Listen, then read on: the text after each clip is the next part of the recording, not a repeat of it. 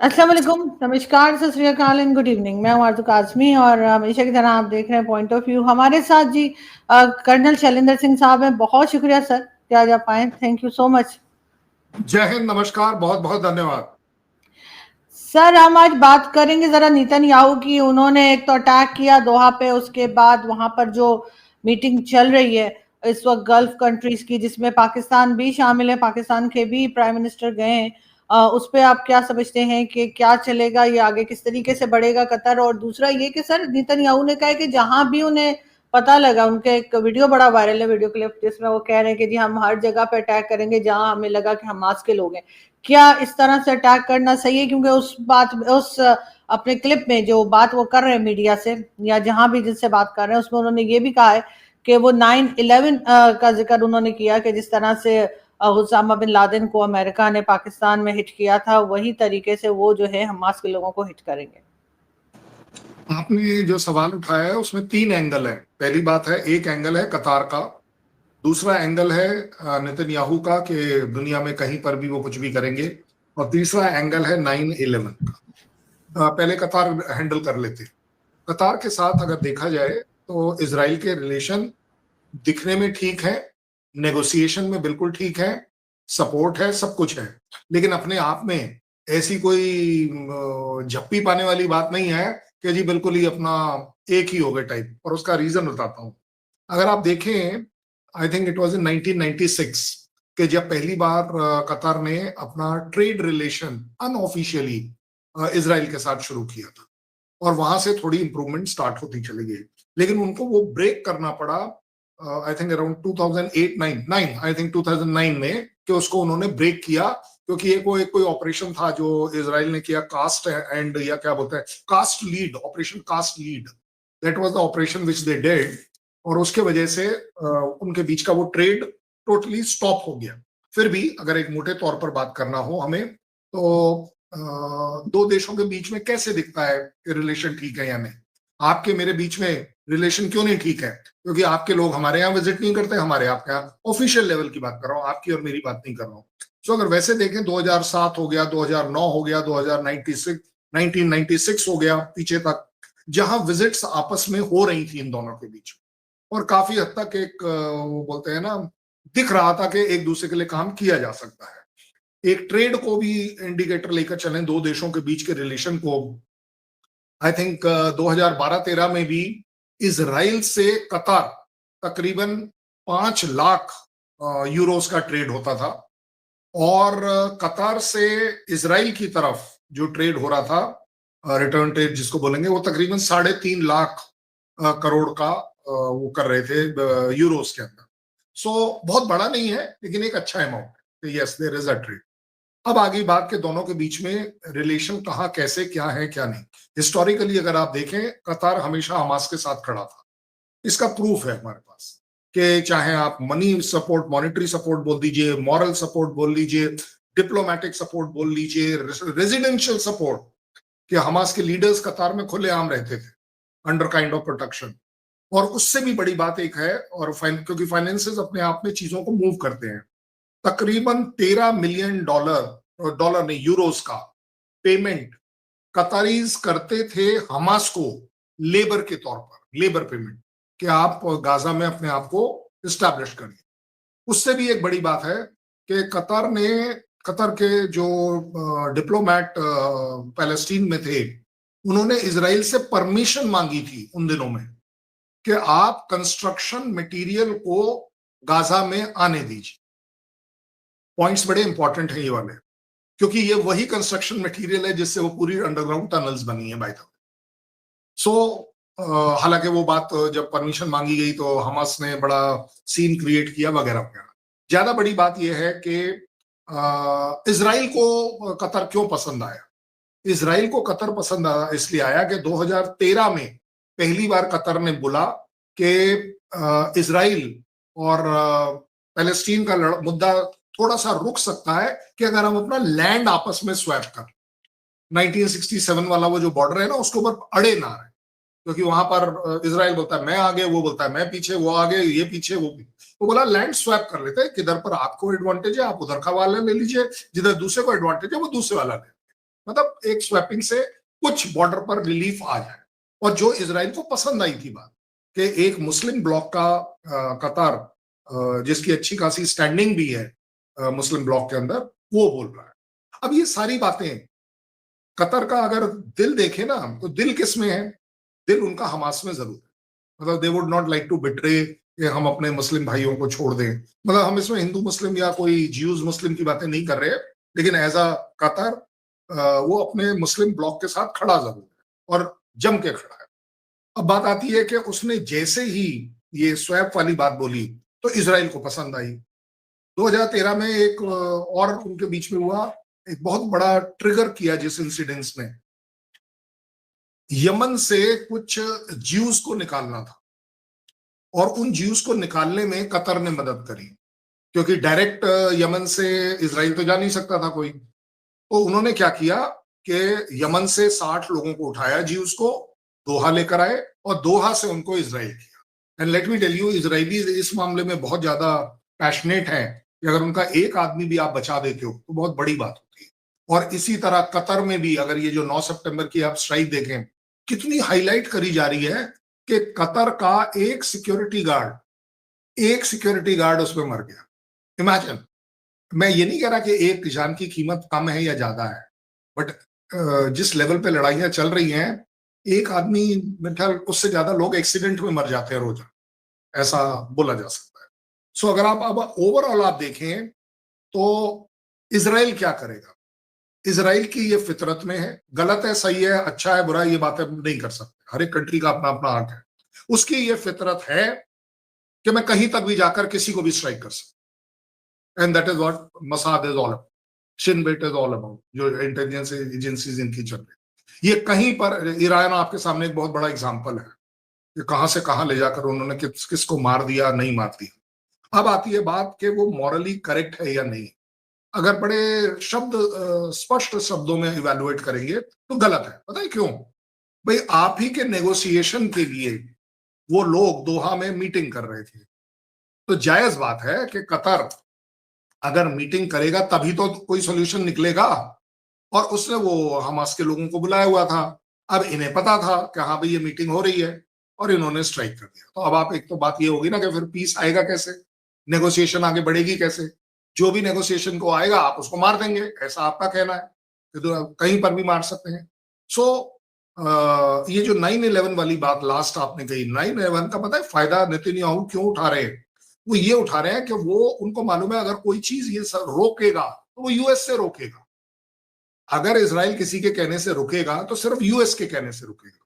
तो वो एक ट्रम्प कार्ड चलाता है कि जैसे यूएस तुम्हारे लिए 9/11 था और आपने दुनिया के किसी भी कोने में जाकर उस ओसामा बिन लादेन को मारा है, चाहे वो किसी भी कंट्री में था, हाँ तो दूसरी कंट्री में ये तो मानना ही पड़ेगा। और वो एक अलग बात है कि ठीक है हमारे यहाँ कहते हैं कि पाकिस्तान है सपोर्टिंग वगैरह वगैरह, बट इवैल्यूएशन अगर करा जाए तो वो डायरेक्टली यूएस को ये बोल रहा है कि अगर आपका 9/11 जस्टिफाइड था, एंटी टेररिज्म, हमारा भी लड़ाई एंटी टेररिज्म का है, हम हमास को जहां पाएंगे वहां मारेंगे।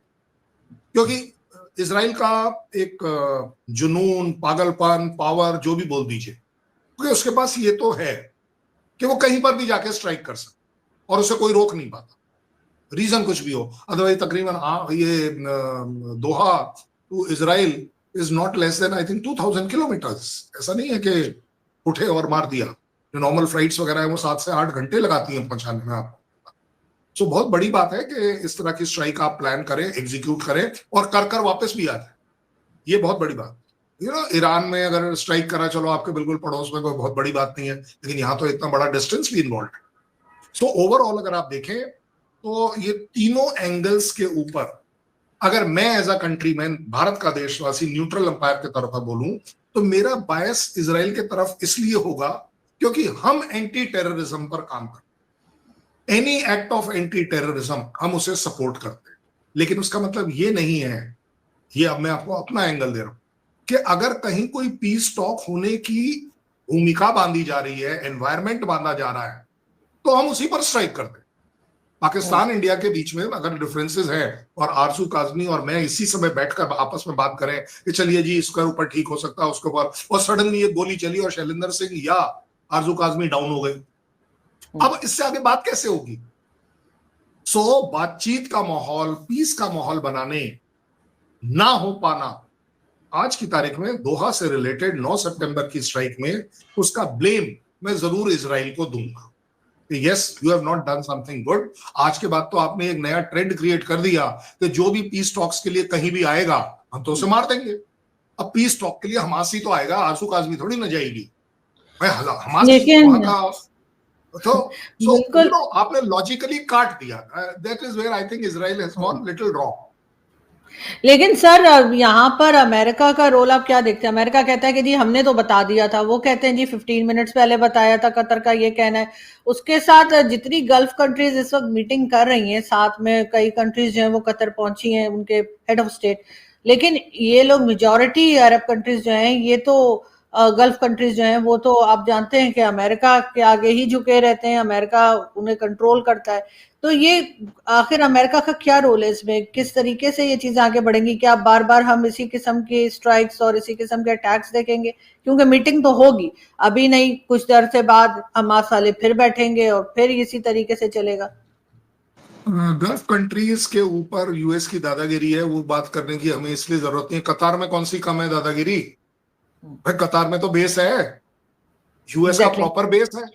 अब आप बताइए, मतलब इसको गलत मत कीजिएगा, अगर यूएस का स्ट्रॉन्ग बेस पाकिस्तान के अंदर होगा तो क्या आपको लगता है पाकिस्तान एंटी यूएस जाएगा?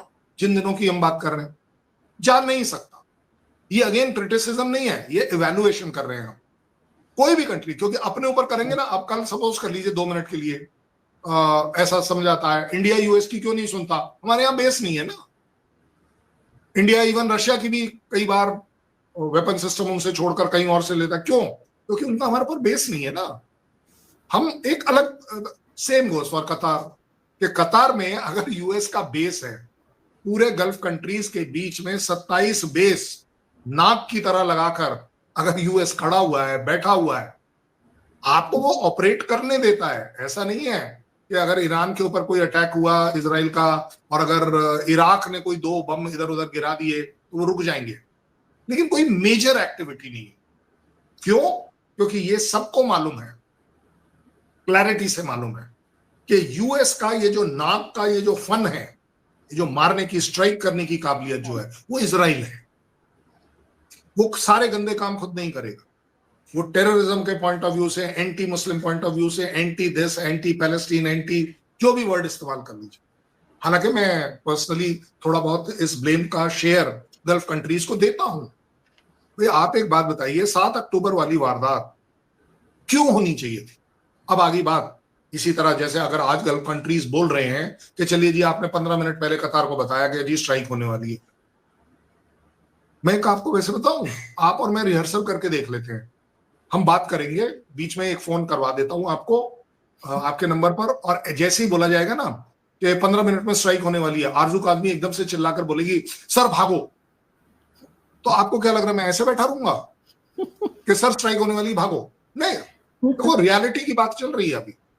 क्योंकि ये देखिए यूएस इतना अपने को इजराइल के साथ खड़ा दिखाएगा कि यार हम 8 घंटे पहले थोड़ी ना बता देंगे, फिर तो कुछ होगा ही नहीं।